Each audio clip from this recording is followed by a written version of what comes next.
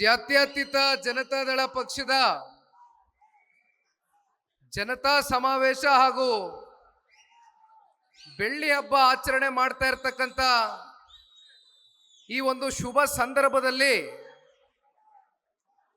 ಬೆಂಗಳೂರು ನಗರದಲ್ಲಿ ವಿಶೇಷವಾಗಿ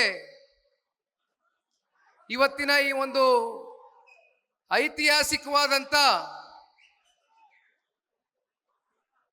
ಒಂದು ಮೈಲಿಗಲ್ಲು ಸಾಧನೆ ಮಾಡ್ತಾ ಇರತಕ್ಕಂತ ಈ ಒಂದು ಕಾರ್ಯಕ್ರಮದಲ್ಲಿ ಭಾಗವಹಿಸಿರ್ತಕ್ಕಂಥ ಬೆಂಗಳೂರು ನಗರದ ಎಲ್ಲ ಪ್ರಜೆಗಳಿಗೆ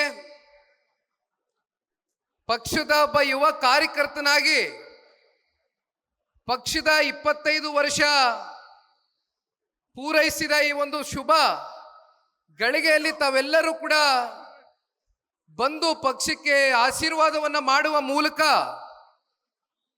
ಜನತಾದಳ ಪಕ್ಷದಲ್ಲಿ ನಾವೆಲ್ಲರೂ ನಿಮ್ಮ ಜೊತೆಯಲ್ಲಿ ಬೆಂಗಳೂರು ನಗರದ ಜೊತೆ ಇದ್ದೇವೆ, ಹಿಂದೆಯೂ ಇದ್ವಿ, ಮುಂದೆಯೂ ಇರ್ತೇವೆ ಅಂತಕ್ಕಂಥ ವಿಶ್ವಾಸವನ್ನ ತುಂಬಿಸಿರ್ತಕ್ಕಂಥ ಎಲ್ಲ ಬೆಂಗಳೂರಿನ ನನ್ನ ಮಹಾಜನತೆಗೆ ನನ್ನ ಕೋಟಿ ಕೋಟಿ ಪ್ರಣಾಮಗಳನ್ನ ಅರ್ಪಿಸುತ್ತಾ ವೇದಿಕೆ ಮೇಲೆ ಇವತ್ತಿನ ಈ ಕಾರ್ಯಕ್ರಮದ ಅಧ್ಯಕ್ಷತೆಯನ್ನ ವಹಿಸಿರ್ತಕ್ಕಂಥ ಪಕ್ಷದ ವರಿಷ್ಠರು, ಮಾಜಿ ಪ್ರಧಾನಮಂತ್ರಿಗಳು ಸನ್ಮಾನ್ಯ ಶ್ರೀ ದೇವೇಗೌಡರು ಸಾಹೇಬರ ಮಾರ್ಗದರ್ಶನದಲ್ಲಿ ಇವತ್ತಿನ ಈ ಕಾರ್ಯಕ್ರಮ ಪ್ರಾರಂಭ ಆಗಿದೆ. ಇವತ್ತಿನ ಈ ಕಾರ್ಯಕ್ರಮದ ಕೇಂದ್ರ ಬಿಂದುಗಳು ಕರ್ನಾಟಕ ರಾಜ್ಯ ಕಂಡಂತ ಅಪರೂಪದ ನಾಯಕರಾಗಿರ್ತಕ್ಕಂಥ ಮಾನ್ಯ ಮಾಜಿ ಮುಖ್ಯಮಂತ್ರಿಗಳು, ಕೇಂದ್ರಿನ ಸಚಿವರಾಗಿರ್ತಕ್ಕಂಥ ಸನ್ಮಾನ್ಯ ಶ್ರೀ ಕುಮಾರಣ್ಣ ಅವರ ಒಂದು ಅಧ್ಯಕ್ಷತೆಯಲ್ಲಿ, ಅವರ ಒಂದು ಉಪಸ್ಥಿತಿಯಲ್ಲಿ ನೆರವೇರ್ತಕ್ಕಂಥ ಈ ಕಾರ್ಯಕ್ರಮ ಜೊತೆಯಲ್ಲಿ ಸಾಕಷ್ಟು ಜನ ಜನತಾದಳ ಪಕ್ಷದ ಹಾಲಿ ಶಾಸಕರು, ಮಾಜಿ ಶಾಸಕರು, ವಿಧಾನ ಪರಿಷತ್ನ ಸದಸ್ಯರು ಸೇರಿದಂತೆ 5 ಕಾರ್ಪೊರೇಷನ್ನ ಅಧ್ಯಕ್ಷರುಗಳೇನಿದ್ದಾರೆ, ಜೊತೆಯಲ್ಲಿ ವಿಶೇಷವಾಗಿ ಯಶವಂತಪುರ ಕೊಮ್ಮಘಟ್ಟದಲ್ಲಿ ನಡೀತಾ ಇರತಕ್ಕಂಥ ಈ ಕಾರ್ಯಕ್ರಮದ ಅತಿ ಹೆಚ್ಚು ಜವಾಬ್ದಾರಿಯನ್ನ ಹೊತ್ತಿರ್ತಕ್ಕಂಥ ವಿಧಾನ ಪರಿಷತ್ನ ಸದಸ್ಯರು, ಈ ಭಾಗದ ನಾಯಕರಾಗಿರ್ತಕ್ಕಂಥ ಮಾನ್ಯ ಜವರೇಗೌಡರು ಮತ್ತೆ ಕ್ಷೇತ್ರದ ಎಲ್ಲ ಮುಖಂಡರುಗಳು ಹಲವಾರು ದಿನಗಳಿಂದ 5 ಕಾರ್ಪೊರೇಷನ್ನ ಅಧ್ಯಕ್ಷರುಗಳ ಒಂದು ಸಹಕಾರದಿಂದ ಇವತ್ತು ಬಹಳ ದೊಡ್ಡ ಮಟ್ಟದಲ್ಲಿ ಈ ಒಂದು ಕಾರ್ಯಕ್ರಮವನ್ನು ಸಾಕಾರಗೊಳಿಸ್ತಕ್ಕಂಥದಕ್ಕೆ ನಿಮ್ಮೆಲ್ಲರ ಪ್ರಾಮಾಣಿಕ ಪ್ರಯತ್ನಕ್ಕೆ ಪಕ್ಷದ ಒಬ್ಬ ಯುವ ಕಾರ್ಯಕರ್ತನಾಗಿ ನಿಮ್ಮೆಲ್ಲರಿಗೂ ಕೂಡ ಧನ್ಯವಾದಗಳನ್ನ ತಿಳಿಸ್ಲಿಕ್ಕೆ ಬಯಸ್ತೇನೆ. ಈಗಾಗಲೇ ಸಮಯ 1 ಗಂಟೆ ಆಗಿದೆ. ಇನ್ನು ಸನ್ಮಾನ್ಯ ದೇವೇಗೌಡರು ಸಾಹೇಬರು ಮತ್ತೆ ಅಂತಿಮವಾಗಿ ಸನ್ಮಾನ್ಯ ಕುಮಾರಣ್ಣ ಅವರ ಮಾತುಗಳನ್ನ ಕೇಳಲಿಕ್ಕೆ ತಾವೆಲ್ಲ ಸಹಸ್ರಾರು ಸಂಖ್ಯೆಯಲ್ಲಿ ಬಂದು ಸೇರಿದ್ದೀರಿ. ಅದಕ್ಕಿಂತ ಮುಂಚಿತವಾಗಿ ಕೆಲವೊಂದಷ್ಟು ಬೆಂಗಳೂರು ನಗರದಲ್ಲಿ ಇರ್ತಕ್ಕಂಥ ಸಮಸ್ಯೆಗಳ ಬಗ್ಗೆ ಪ್ರಸ್ತಾವನೆಯನ್ನ ಇಡ್ಲಿಕ್ಕಿಂತ ಮುಂಚಿತವಾಗಿ ಬೆಂಗಳೂರು ನಗರವನ್ನ ನಿರ್ಮಾಣ ಮಾಡಿರ್ತಕ್ಕಂಥ ಅವತ್ತಿನ ಕಾಲಘಟ್ಟದಲ್ಲಿ ಒಂದು ದೂರದೃಷ್ಟಿಯನ್ನ ಇಟ್ಟು ಬೆಂಗಳೂರು ನಗರ ಇಡೀ ವಿಶ್ವದಲ್ಲೇ ಒಂದು ಪ್ರಸಿದ್ಧಿಯನ್ನ ಪಡ್ಕೊಳ್ತಕ್ಕಂಥ ಒಂದು ನಗರವಾಗಿ ಹೊರಹೊಮ್ಮಬೇಕು ಅಂತಕ್ಕಂಥ ಕಲ್ಪನೆಯಿಂದ ನಾಡಪ್ರಭು ಕೆಂಪೇಗೌಡರು ಕಟ್ಟದಂತ ಈ ಒಂದು ಬೆಂಗಳೂರು ನಗರ ಬಹುಶಃ ಅವರ ಒಂದು ಬ್ಲೂ ಪ್ರಿಂಟ್ನ ಏನು ಅಂದಿನಿಂದ ತಯಾರಿಯನ್ನ ಮಾಡಿದ್ರು. ಇವತ್ತು ಬೆಂಗಳೂರಿಗೆ ಸಿಲಿಕಾನ್ ಸಿಟಿ ಅಂತಕ್ಕಂಥದ್ದು ಒಂದು ಗ್ಲೋಬಲ್ ರೆಕಗ್ನಿಷನ್ ಏನಾದರೂ ಸಿಕ್ಕಿದೆ ಅಂತಕ್ಕಂಥದ್ದಾದ್ರೆ ಅದಕ್ಕೆ ಮೊದಲು ಮೂಲ ಪುರುಷ ಆ ಪುಣ್ಯಾತ್ಮ ನಾಡಪ್ರಭು ಕೆಂಪೇಗೌಡರನ್ನ ನಾವು ಈ ಸಂದರ್ಭದಲ್ಲಿ ಮೊದಲು ಈ ವೇದಿಕೆ ಮೂಲಕ ಸ್ಮರಿಸ್ಕೊಳ್ಬೇಕಾಗ್ತದೆ. ಸಾಕಷ್ಟು ಜನ ಪಕ್ಷಾತೀತವಾಗಿ ಬೆಂಗಳೂರು ನಗರದ ಅಭಿವೃದ್ಧಿಗೆ ಒಂದೊಂದೇ ಇಟ್ಟಿಗೆಯನ್ನ ಇಡ್ತಾ, ಒಂದೊಂದೇ ಹೆಜ್ಜೆಯನ್ನ ಇಡ್ತಾ ಅಭಿವೃದ್ಧಿಗೆ ಸಾಕಷ್ಟು ಜನ ಸಹಕಾರವನ್ನ ಕೊಟ್ಟಿರ್ತಕ್ಕಂಥದ್ದು ಬೆಂಗಳೂರು ನಗರದ ಒಂದು ಇತಿಹಾಸ. ಆದರೆ ಇವತ್ತು ಬೆಂಗಳೂರು ನಗರವನ್ನ ಮತ್ತಷ್ಟು ಅಭಿವೃದ್ಧಿಯ ಒಂದು ದಿಕ್ಕಿಗೆ ಕೊಂಡೊಯ್ತಕ್ಕಂಥದಕ್ಕೆ ಮಾಜಿ ಪ್ರಧಾನಮಂತ್ರಿಗಳು ಸನ್ಮಾನ್ಯ ಶ್ರೀ ದೇವೇಗೌಡರು ಸಾಹೇಬರು ಇವತ್ತು ಈ ಒಂದು ಕಾರ್ಯಕ್ರಮದಲ್ಲಿ ಏನು ಕೂತಿದ್ದಾರೆ, ಬಹುಶಃ ಅವರು ತಗೊಂಡಂತ ಕೆಲವೊಂದಷ್ಟು ಐತಿಹಾಸಿಕವಾದಂತ ತೀರ್ಮಾನಗಳು, ನಿರ್ಣಯಗಳು ಇವತ್ತಿಗೂ ಕೂಡ ಜನಗಳ ಹೃದಯದಲ್ಲಿ ಶಾಶ್ವತವಾಗಿ ಉಳಿದಿದೆ ಅಂತಕ್ಕಂಥದ್ದನ್ನ ನಾನು ಭಾವಿಸಿದ್ದೇನೆ. ಸನ್ಮಾನ್ಯ ದೇವೇಗೌಡರು ಸಾಹೇಬರು 94ನೇ ಇಸ್ವಿಯಲ್ಲಿ ಇವತ್ತೇನು ಸಾಕಷ್ಟು IT-BT ಸೆಕ್ಟರ್ಗೆ ಖ್ಯಾತಿಯನ್ನ ಹೊಂದಿರತಕ್ಕಂಥ ಬೆಂಗಳೂರು ನಗರ, ಅಂದಿನ ಕಾಲಘಟ್ಟದಲ್ಲಿ ಅವರು ಮುಖ್ಯಮಂತ್ರಿಗಳಾದಂಥ ಸಂದರ್ಭದಲ್ಲಿ ಸಿಂಗಾಪುರಿನ ಸರ್ಕಾರದ ಜೊತೆಯಲ್ಲಿ ಮಾತನಾಡಿ ಒಂದು ಖಾಸಗಿಯ ಒಂದು ಕಂಪ್ನಿಯನ್ನ ವೈಟ್ ಫೀಲ್ಡ್ ನಲ್ಲಿ ITPL ನಲ್ಲಿ 69 ಎಕರೆ ಭೂಮಿಯನ್ನ ಕೊಡುವ ಮೂಲಕ 40,000 ಜನ ಯುವಕರಿಗೆ ಅಂದಿನ ಕಾಲದಲ್ಲಿ ಉದ್ಯೋಗವನ್ನ ಕೊಡ್ತಕ್ಕಂಥ ಕೆಲಸ ಮಾಡಿದ್ದು ಇದೇ ಪುಣ್ಯಾತ್ಮ ಸನ್ಮಾನ್ಯ ದೇವೇಗೌಡರು ಸಾಹೇಬರು. ಅಲ್ಲಿಂದ ನಿಮಗೆ ಇತಿಹಾಸ ಗೊತ್ತಿದೆ. ಮತ್ತಷ್ಟು ಪ್ರೋತ್ಸಾಹವನ್ನ ಕೊಡಬೇಕು.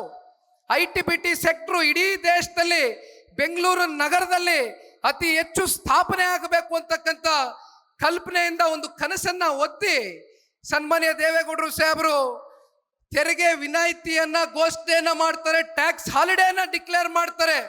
ಅದರಿಂದ ಇವತ್ತು ಬೆಂಗಳೂರು ನಗರದಲ್ಲಿ ಸಾಕಷ್ಟು ದೊಡ್ಡ ದೊಡ್ಡ ಹೆಸರಾಂತ ಕಂಪ್ನಿಗಳು ಇವತ್ತು ಬೆಂಗಳೂರು ಅಂತಕ್ಕಂಥ ನಗರದಲ್ಲಿ ಸ್ಥಾಪನೆ ಆಗುವ ಮೂಲಕ ಸಾಕಷ್ಟು ಜನ ಯುವಕರಿಗೆ ಇಂದಿನ ದಿನದವರೆಗೂ ಕೂಡ ಉದ್ಯೋಗ ಸೃಷ್ಟಿಯಾಗಿರ್ತಕ್ಕಂಥದ್ದನ್ನ ನಾವೆಲ್ಲರೂ ಕೂಡ ನೋಡಿದ್ದೇವೆ. ಇವತ್ತು ಮಾತನಾಡ್ತೇವೆ. ಪ್ರತಿನಿತ್ಯ ಬೆಂಗಳೂರು ನಗರದಲ್ಲಿ ಓಡಾಡ್ತಕ್ಕಂಥ ಬೆಂಗಳೂರು ನಗರದ ಜನತೆಯ ಮೊದಲನೇ ಸಮಸ್ಯೆ ಏನಪ್ಪಾ ಅಂದ್ರೆ ಟ್ರಾಫಿಕ್ಕಿನ ಸಮಸ್ಯೆ. ನೀವು ಎಲ್ಲಿಂದ ಎಲ್ಲಿಗೆ ಹೋಗಬೇಕು ಅಂತ ಹೇಳಿದ್ರು ಗಂಟುಗಟ್ಟಲೆ ನೀವು ನಿಮ್ಮ 2 ವೀಲರ್ಗಳಲ್ಲಿ, ನಿಮ್ಮ 4 ವೀಲರ್ಗಳಲ್ಲಿ, ಅಥವಾ ನೀವೇನೋ ಒಂದು ಮೆಟ್ರೋನಲ್ಲಿ ಹೋಗ್ತಕ್ಕಂಥದ್ದು ಒಂದು ಬಿಟ್ರೆ ಇವತ್ತು ಬಸ್ಗಳಲ್ಲಿ ಕೂಡ ನೀವು ಪ್ರಯಾಣವನ್ನ ಮಾಡಬೇಕಾದ್ರೆ ಗಂಟುಗಟ್ಟಲೆ ನೀವು ಟ್ರಾಫಿಕ್ನ ಸಮಸ್ಯೆಗೆ ಒಳಗಾಗಿದ್ದೀರಿ. ಸನ್ಮಾನ್ಯ ದೇವೇಗೌಡರು ಸಾಹೇಬರು ಬೆಂಗಳೂರು ನಗರದಲ್ಲಿ ಫ್ಲೈಓವರ್ ಅಂತಕ್ಕಂಥ ಕಾನ್ಸೆಪ್ಟ್ ಅನ್ನ ತಂದಂಥದ್ದು ಸಿರ್ಸಿ ಫ್ಲೈಓವರ್. ಬಹುಶಃ ಅದು ಸನ್ಮಾನ್ಯ ದೇವೇಗೌಡರು ಸಾಹೇಬರ ಕಾಲ್ಗಟ್ಟದಲ್ಲಿ ಬೆಂಗಳೂರು ನಗರಕ್ಕೆ ಮೊದಲನೆಯ ಫ್ಲೈಓವರ್ ಆದಂಥದ್ದು. ಬಹುಶಃ ಅದು ಒಂದು ದೊಡ್ಡ ಇತಿಹಾಸ. ಈಗ ಬೇಸಿಗೆಗಾಲ ಬಂದಿದೆ. ಈಗ ಎಲ್ಲ ಜನಕ್ಕೆ, ಬೆಂಗಳೂರು ನಗರದ ಜನಕ್ಕೆ ಬೇಕಾಗಿರ್ತಕ್ಕಂಥದ್ದು ಕುಡಿಯುವ ನೀರು.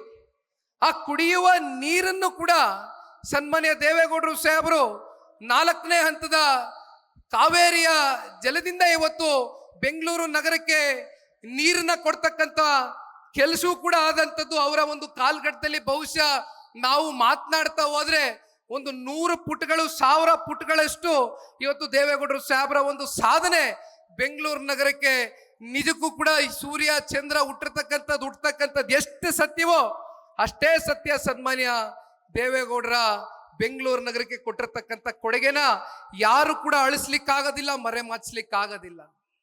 ಅದರ ಮುಂದುವರೆದ ಭಾಗದಲ್ಲಿ ಸನ್ಮಾನ್ಯ ಕುಮಾರಣ್ಣ ಅವರ ಕಾಲ್ಗಟ್ಟದಲ್ಲಿ ಅತ್ಯಂತ ಅಲ್ಪಾವಧಿಯ ಸರ್ಕಾರ, 20 ತಿಂಗಳ ಕಾಲ್ಗಟ್ಟದಲ್ಲಿ ಆ ಒಂದು ಸರ್ಕಾರ, ಕುಮಾರಣ್ಣ ಅವರು ಸಮ್ಮಿಶ್ರ ಸರ್ಕಾರದ ಸಂದರ್ಭದಲ್ಲಿ BBMPಯನ್ನ ರಚನೆ ಮಾಡ್ತಾರೆ.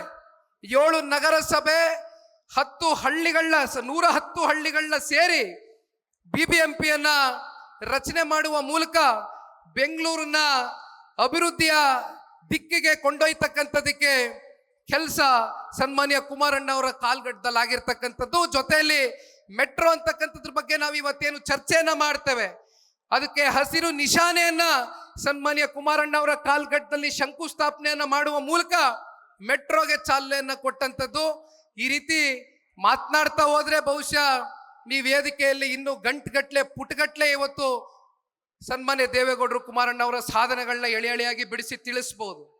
ಆದ್ರೆ ಇವತ್ತು ನಮ್ಮ ಮುಂದೆ ಬಂದಿರತಕ್ಕಂಥ ಯಕ್ಷ ಪ್ರಶ್ನೆ ಏನಪ್ಪಾ ಅಂದ್ರೆ, ಕಾಂಗ್ರೆಸ್ನ ಈ ಒಂದು ಆಡಳಿತದಲ್ಲಿ ಇವತ್ತು ಬೆಂಗಳೂರು ನಗರ ಸಂಪೂರ್ಣವಾಗಿ ಅಭಿವೃದ್ಧಿ ಅಂತಕ್ಕಂಥದ್ದು ಕುಸಿದು ಹೋಗಿದೆ.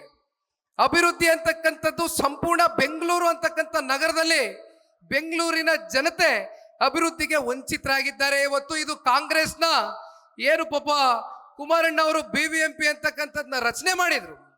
ಇವತ್ತು ನಾವು ನೋಡ್ತಾ ಇದ್ದೇವೆ ಕಾಂಗ್ರೆಸ್ನವರ ಸಾಧನೆ ಏನಪ್ಪಾ ಅಂತ ಹೇಳಿದ್ರೆ, BBMP ಅಂತಕ್ಕಂಥದ್ದನ್ನ ಇವತ್ತು ಹೆಸರು ಬದಲಾವಣೆ ಮಾಡಿ GBA ಅಂತಕ್ಕಂಥದ್ದನ್ನ ಹೊಸದಾಗಿ ನೇಮಕಾತಿ ಮಾಡಿ ಘೋಷಣೆ ಮಾಡಿದ್ದಾರೆ.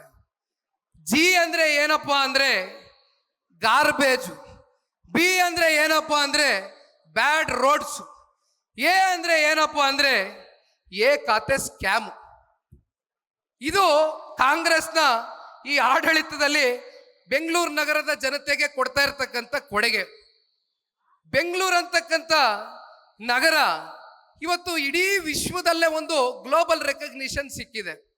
ಆದರೆ ಇಂಥ ಒಂದು ನಗರಕ್ಕೆ ನೀವು ಪಾಪ ಸರ್ಕಾರದವರು ಸಾಕಷ್ಟು ಗ್ಲೋಬಲ್ ಇನ್ವೆಸ್ಟರ್ ಮೀಟ್ಗಳನ್ನ ಕರಿತೀರಿ. ಆದರೆ ಗ್ಲೋಬಲ್ ಇನ್ವೆಸ್ಟರ್ ಮೀಟ್ಗಳನ್ನ ಕೇವಲ ಕಾಟಾಚಾರಕ್ಕೆ ಕರೀತಕ್ಕಂಥದ್ದು, ಅವರಿಗೆ ಯಾವುದೇ ರೀತಿಯಾದಂಥ ಇನ್ಫ್ರಾಸ್ಟ್ರಕ್ಚರ್ಗಳು, ಇವತ್ತೇನು ಮೂಲಭೂತ ಸೌಕರ್ಯಗಳು ಆ ಕಂಪ್ನಿ ಬಂದು ಬೆಂಗಳೂರಿನಲ್ಲಿ ನೆಲೆಸಬೇಕು ಅಂತಕ್ಕಂಥದ್ದಾದ್ರೆ ಅವ್ರಿಗೆ ಇನ್ಫ್ರಾಸ್ಟ್ರಕ್ಚರ್ನ ಪ್ರಾವಿಷನ್ ಮಾಡಬೇಕಾಗಿದೆ. ಆದರೆ ಇಲ್ಲಿವರೆಗೂ ಈ ರಾಜ್ಯ ಸರ್ಕಾರ ಎಷ್ಟು ಹೊಸ ಹೊಸ ಕಂಪ್ನಿಗಳನ್ನ ಇವತ್ತು ಕರೆ ತರಲಿಕ್ಕಾಗಿದೆ ಅಂತಕ್ಕಂಥ ಯಕ್ಷ ಪ್ರಶ್ನೆ. ಅದೇ ನಮ್ಮ ಪಕ್ಕದ ಆಂಧ್ರ ಪ್ರದೇಶಿನ ರಾಜ್ಯ, ಅಲ್ಲಿ ಒಂದು ಹೊಸ ಪಾಲಿಸಿನೇ ತಗೊಂಡು ಬಂದಿದ್ದಾರೆ ಅಲ್ಲಿರ್ತಕ್ಕಂಥ ಸರ್ಕಾರ. ಪೈಸೆ ಲೆಕ್ಕಾಚಾರದಲ್ಲಿ ಭೂಮಿಯನ್ನ ಕೊಡ್ತೇವೆ, ಕಂಪ್ನಿಗಳು ಬನ್ನಿ ಆಂಧ್ರ ಪ್ರದೇಶಿಗೆ ಅಂತ ತುಂಬು ಹೃದಯದಿಂದ ಸ್ವಾಗತ ಮಾಡಿ ಕರೀತಾ ಇದ್ದಾರೆ. ಆದ್ರೆ ಪಾಪ ಇಲ್ಲಿ ಒಬ್ರು ಇದ್ದಾರೆ ಮಹಾನ್ ನಾಯಕರು, ಉಪಮುಖ್ಯಮಂತ್ರಿಗಳು, ಬೆಂಗಳೂರು ನಗರದ ಉಸ್ತುವಾರಿ ಮಂತ್ರಿಗಳು. ಇತ್ತೀಚಿನ ದಿನಗಳಲ್ಲಿ ಒಂದು ಘಟನೆ ನಡೀತು, ಬಹುಶಃ ಇಲ್ಲಿ ಮಾಧ್ಯಮದ ಸಂಪೂರ್ಣ ನ್ಯೂಸ್, ಇದು ನೊಂದವರ ಧ್ವನಿ.